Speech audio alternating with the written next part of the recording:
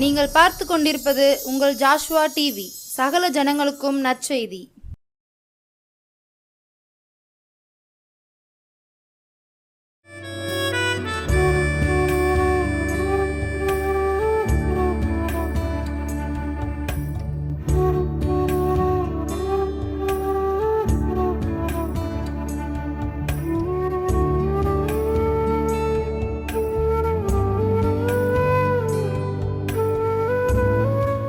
மலைகளை வழிகளாக்கி, பாதைகளை செவ்வையாக்கி, கோணலானவைகளை நேராக்கி, கரடானவைகளை சமமாக்கி, தண்ணீரை தாண்ட வைத்து, சோதனை ஜெயிக்க வைத்து, மதிலை தாண்ட வைத்து, சுகவீனத்தை சுகமாய் மாற்றி, பலவீனத்தை பலமாய் மாற்றி, என் அருகில் வந்து என் கரத்தை பிடித்து, நான் உன்னை விட்டு விலகுவதுமில்லை, உன்னை கைவிடுவதுமில்லை என்று சொல்லி இதுவரை சுக பலன் ஜீவன் கொடுத்து என்னை பாதுகாத்து வழிநடத்தி வந்த என் தேவாதி தேவன் இயேசு கிறிஸ்துவின் இனிதான நாமத்தினாலே ஜீசஸ் லோஸ் பள்ளிகளின் சார்பாக மகிமையின் நேரம் நிகழ்ச்சிக்கு வந்திருக்கும் உங்கள் யாவரையும் வாழ்த்தி வரவேற்கிறேன்.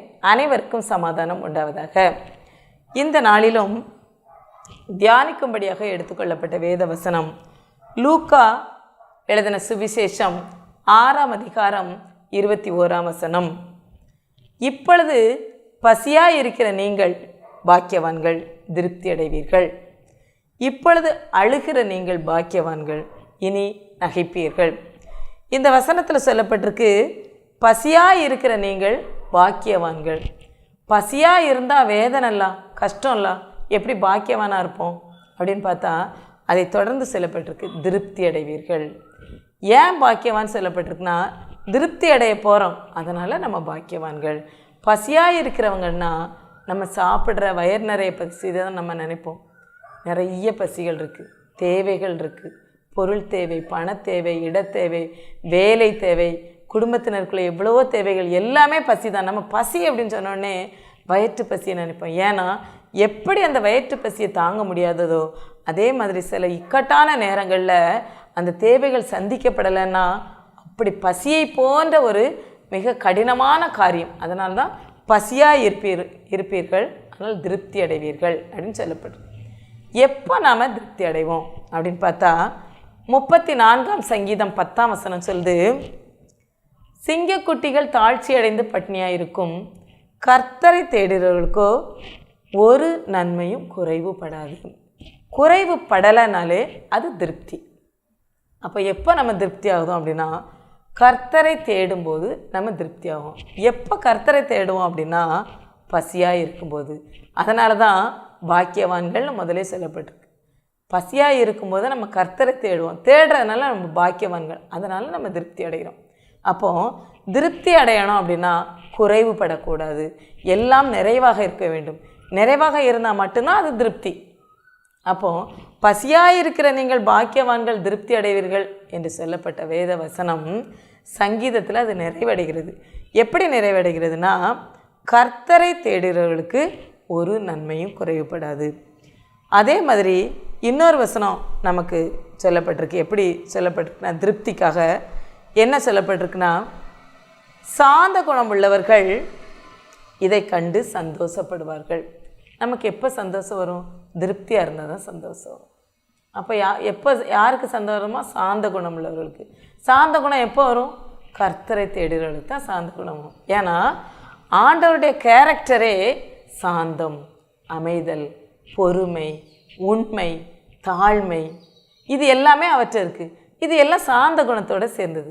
அப்போ நமக்கு சாந்த குணம் வரணும் அப்படின்னா, எப்போ நமக்கு சாந்த குணம் வரும் அப்படின்னா, கர்த்தரை தேடும்போது. கர்த்தரை தேடும்போது நமக்கு சாந்த குணம் வரும். சாந்த குணம் நம்மகிட்ட இருக்கும்போது மகிழ்ச்சி இருக்கும். மனசில் ஒரு கலக்கம், குழப்பம் எதுவும் இல்லாமல் நம்ம தெளிவாக இருக்கும்போது நம்ம எப்படி இருப்போம்னா சந்தோஷமாக இருப்போம். அந்த சந்தோஷம் எப்போ வரும்னா திருப்தி இருக்கும்போது. அந்த திருப்தி எப்போ வரும்னா கர்த்தரை தேடும்போது. அதனால தான் லூக்கா எழுதின சுவிசேஷம் 6ஆம் அதிகாரம் 21ஆம் வசனத்தில் சொல்லப்பட்டிருக்கு, பசியாக இருக்கிற நீங்கள் பாக்கியவான்கள். பாக்கியவான்கள்னால் யார் சொல்லுவாங்களா? உனக்கு என்னப்பா, நீ கொடுத்து வச்சவன், நீ கொடுத்து வச்சவன்னு சொல்கிறது தான் பாக்கியவான்கள். யார் அப்படி சொல்லுவாங்கன்னா, உனக்கு என்ன, உனக்கு எல்லா தேவைகளும் சந்திக்கப்படுது, உனக்கு எல்லாம் நிறைவாக இருக்குது, நீ என்னது கேட்டாலும் உடனே உனக்கு கிடைக்கி, எதுனாலும் உனக்கு சந்திக்கப்படுதுன்னு யாரை சொல்லுவாங்க? நீ பாக்கியவான்னு. யார் பாக்கியவான்? ஆண்டவரோடு இருக்கிறவங்க தான் பாக்கியவான். அவர் நம்மோடு தான் எப்பவும் இருக்கார். நம்ம அவரோடு இருக்கிறோமா? நம்ம அவரோடு இருந்தால் தான் நம்மளை திருப்தியாக்கி நடத்த முடியும், நிறைவாக்க முடியும், குறைவுபடாமல் நம்மளை வழிநடத்த முடியும்.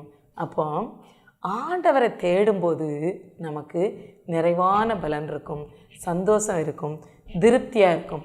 ரெண்டாவது அதே வசனம் சொல்லுது, இப்பொழுது அழுகிற நீங்கள் பாக்கியவான்கள். பசியாக இருந்தாலும் பாக்கியவான்கள் சொல்லப்பட்டிருக்கு. இப்பொழுது அழுகிற நீங்களும் பாக்கியவான்கள். அழுகிற நீங்கள் பாக்கியவான்கள், இனி நகைப்பீர்கள். எப்போ நகைப்போமா? அழுகிற நீங்கள் பாக்கியவான்கள், இனி நகைப்பீர். இப்போ அழுதுட்டுருக்கீங்களா? இனி நகைப்பீர்கள். எப்போ நம்ம நகைப்போமா? 92ஆம் சங்கீதம் 4ஆம் வசனம் சொல்லுது, கர்த்தாவே உமது செய்கைகளால் என்னை மகிழ்ச்சியாக்கினீர், உமது கரத்தின் கிரியைகளின் நிமித்தம் ஆனந்த சத்தமிடுவேன். மகிழ்ச்சி எப்போ வருதான்? ஆண்டவருடைய கரத்தின் கிரியைகளினால நமக்கு மகிழ்ச்சி வருது. ஆண்டவருடைய கரத்தின் கிரியைகளை பார்த்திங்கன்னா நம்ம கரம் மாதிரி அவர் கரம் செயல்படாது. ஒரு சின்ன பிள்ளை ஒரு ஃபங்க்ஷனில் எல்லாத்துக்கும் சாக்லேட் கொடுக்காங்க. அந்த சின்ன பிள்ளைய பாப்பா நீ எடுத்துக்க அப்படின்னு சொல்கிறாங்க. அந்த பாப்பா சொன்னானா, நான் எடுக்க மாட்டேன் அங்கிள், நீங்கள் எடுத்து தாங்க. இல்லை பாப்பா நீ எடுத்துக்க, இல்லை நீங்கள் எடுத்து தாங்கன்னு சொல்லலாம். உடனே அந்த சாக்லேட் கொடுத்த நபர் சொல்கிறான்னா, ஏன் நீங்கள் எடுத்து தாங்க நீ சொல்கிற அப்படின்னு கேட்பாங்க. உங்கள் கை தானே பெரிய கை, என் கையில் எடுத்தால் 2 சாக்லேட் தானே வரும், உங்கள் கை பெரிய கைலாம், நீங்கள் எடுத்து தந்தால் தான் எனக்கு நிறைய கிடைக்கும் அப்படின்னு சொன்னாலாம். ஆண்டவருடைய கரமும் அப்படிப்பட்ட கரம் தான். என்றைக்குமே அவருடைய கரம் குறுகி போனதும் இல்லை, மற்றவங்களை விசாரிப்பதற்கும் மற்றவங்களுக்கு கொடுப்பதற்கும் சின்னதாக மறுநாள் மாறினது கிடையாது. அவருடைய கரம் அவ்வளவு பெரிய கரம். அவருடைய கரத்தின் கிரியைகளினால் நம்மளை மகிழ்ச்சியாக்குவார்.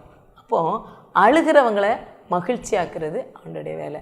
அப்போ அந்த மகிழ்ச்சி எப்போ வரும் அப்படின்னா அவருடைய கரத்தின் கிரியைகளின்படி வரும். நம்ம ஏதோ ஒரு காரியத்துக்காக நம்ம ஜெபம் பண்ணிகிட்ருக்கோம்னு வைங்களேன், ரொம்ப நேரம் நம்ம ஜெபிச்சு முடித்த பிறகும் ஒரு திருப்தியாக நம்ம ஆகிட்டோம்னு வைங்களேன், அவருடைய கரம் நம்மளை தொற்றுக்குன்னு அர்த்தம். திருப்தியே இல்லாமல் ஏதோ நம்ம ஜெபித்தோம் அப்படின்னு முடிச்சிட்டோம் அப்படின்னா அந்த ஜெபம் கேட்கப்படாது, நம்மளுக்கே அதிருப்தியாக இருக்கும். அப்போ ஆண்டோடைய கரம் மகிழ்ச்சியாக்கும் கரம், சமாதானத்தை கொடுக்கும் கரம், ஆனந்தமாக்கும் கரம். அப்படிப்பட்ட கரம் கொடுக்கும்போது நம்ம என்ன ஆகுமா? மகிழ்ச்சியாகும், நகைப்போம். அந்த நகைக்கிறதுக்கு முன்னால் நம்ம என்ன செய்வோம்? அழுகிற நீங்கள். உலகத்தில் பார்த்திங்கன்னா அழாத மனுஷங்க யாருமே கிடையாது, வேதனைப்படாத மனிதர்கள் யாருமே கிடையாது. எல்லாரும் அழுதுருக்காங்க, எல்லாரும் வேதனைப்படுறாங்க. ஆனால் நம்ம பார்க்கும்போது பெரிய பெரிய பணக்காரங்களாம் அழுதுருக்கவே மாட்டாங்க, பெரிய பெரிய வசதி படித்தவங்க பெரிய பதவியில் இருக்கவங்களாம் அழவே மாட்டாங்க, அவங்க ரொம்ப சந்தோஷமாக இருப்பாங்க அப்படின்னு நம்ம நினச்சிக்கிடுதோம். அப்படி கிடையவே கிடையாது. சாப்பிடுவதற்கு எல்லாம் இருக்கும், ஆனால் சாப்பிடக்கூடாதுன்னு மருத்துவர் சொல்லியிருப்பார். அனுபவிக்கிறதுக்கு எல்லாம் இருக்கும், இதெல்லாம் நீங்கள் செய்யக்கூடாதுன்னு சொல்லியிருப்பார். நமக்கு வெளிப்பார்வைக்கு தான் அவங்க ரொம்ப சந்தோஷமாக இருக்காங்க, மகிழ்ச்சியாக இருக்காங்க, வசதியாக இருக்காங்க அப்படின்னு நமக்கு தெரியும். ஆனால் அழாமல் சந்தோஷப்படாமல் நிம்மதியாக அவங்க இருக்கவே முடியாது. காரணம் என்னென்னா ஐஸ்வர்யம் பெருகும் போது நிம்மதி போயிடும். ஐஸ்வர்யம் பெருகும்போது நம்மளுடைய நினைவுகள் அங்கே போகும். இதை எப்படி பாதுகாக்குது, இதை எப்படி பத்திரப்படுத்துறது, இதிலேயே நிம்மதியாக இருக்காது.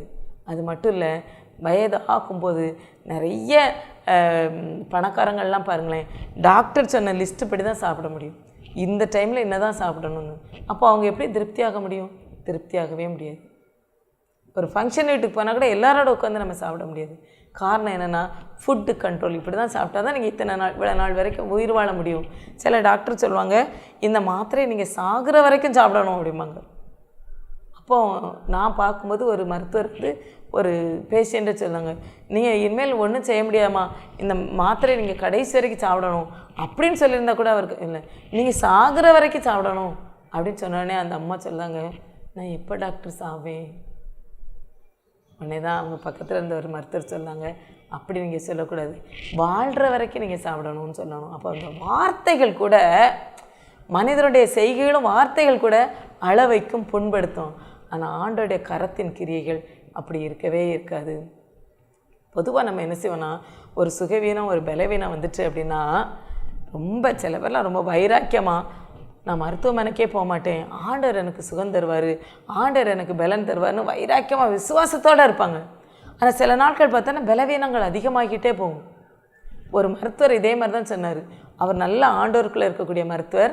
அவர் சொல்கிறாரு, நீங்கள் மருத்துவமே பார்க்கக்கூடாது, வைத்தியமே பார்க்காம நான் சுகங்க பெறணும்னு நினைக்கிறேன். அது தப்பு கிடையாது. ஆனால் வசனம் என்ன சொல்லுது தெரியுமா? மனிதனால் கூடாதது தேவனால் கூடும். மனிதனால் எது கூடும்? ஒரு வைத்தியம் பார்க்குதோ, ஒரு இன்ஜெக்ஷன் போடுதோ, ஒரு புண்ணுக்கு மருந்து போடுதோ மனுஷனால் கூடும்.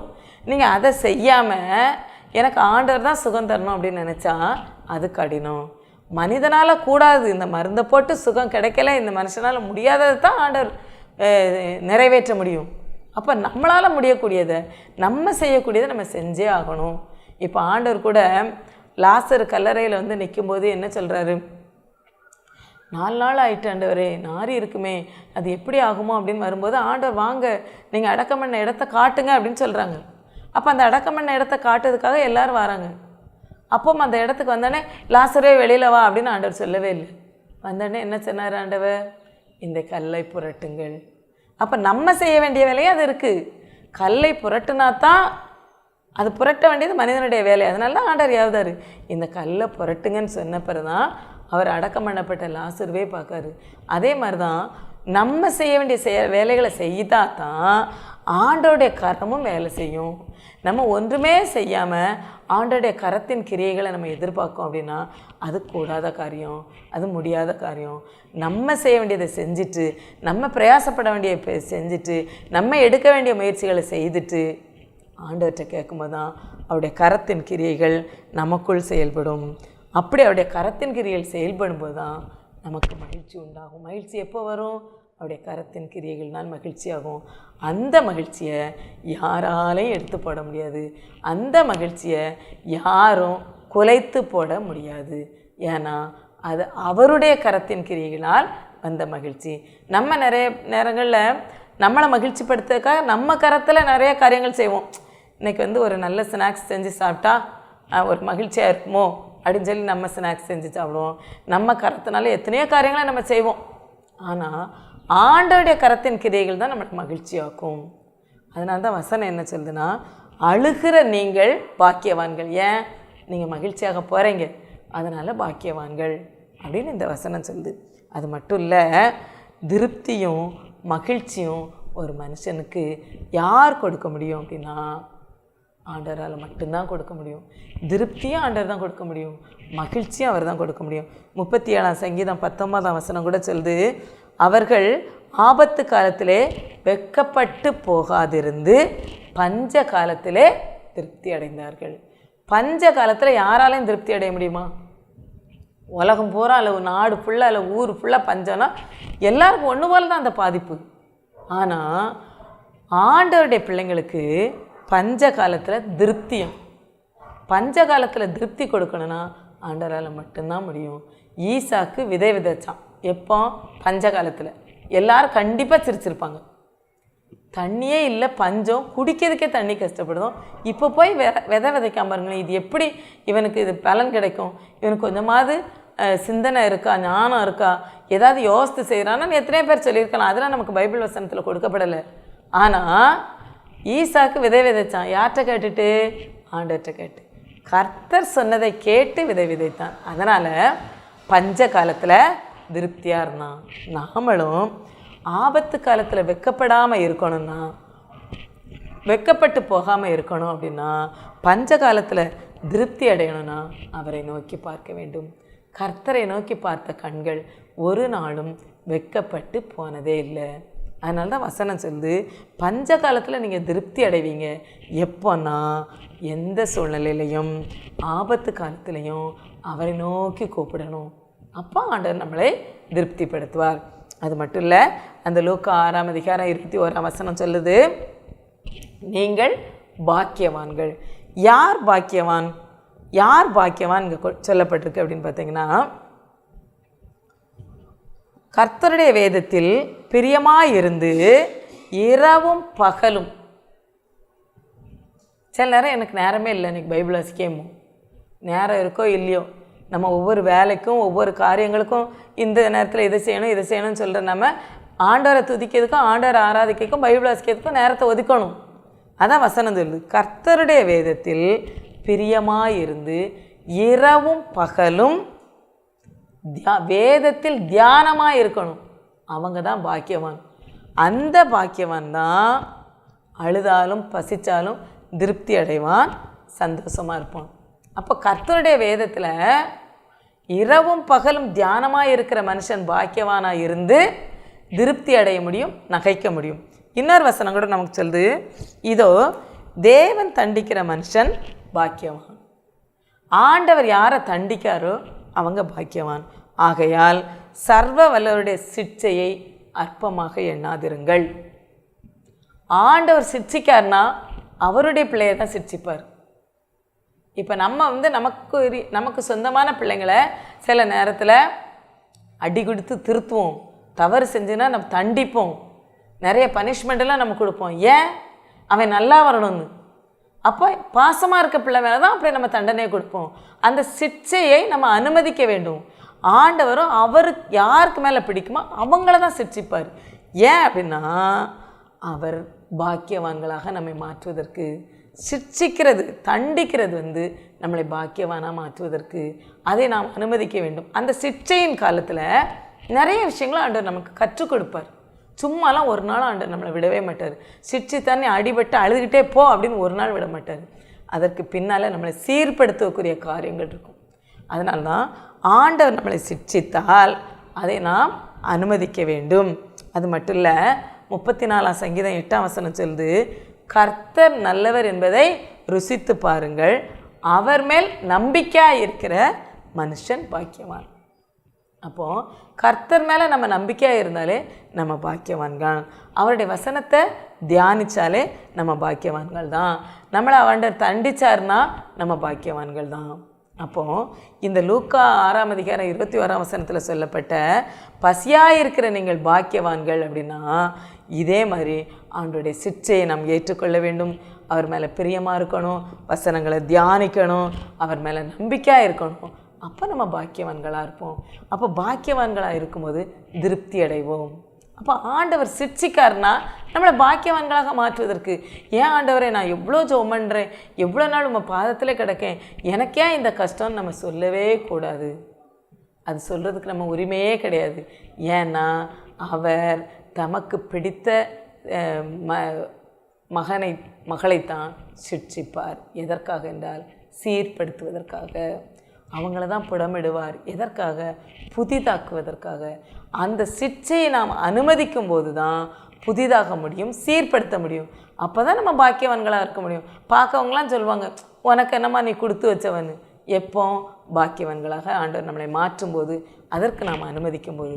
அப்போது லூக்கா எழுதின சுவிசேஷம் 6ஆம் அதிகாரத்தில் சொல்லப்பட்டது போல, பசியாக இருக்கிற நாம் பாக்கியவான்கள், அழுகிற நாம் பாக்கியவான்கள். ஏனென்றால் நாம் திருப்தி அடைய போகிறோம், மகிழ்ச்சி அடைய போகிறோம்.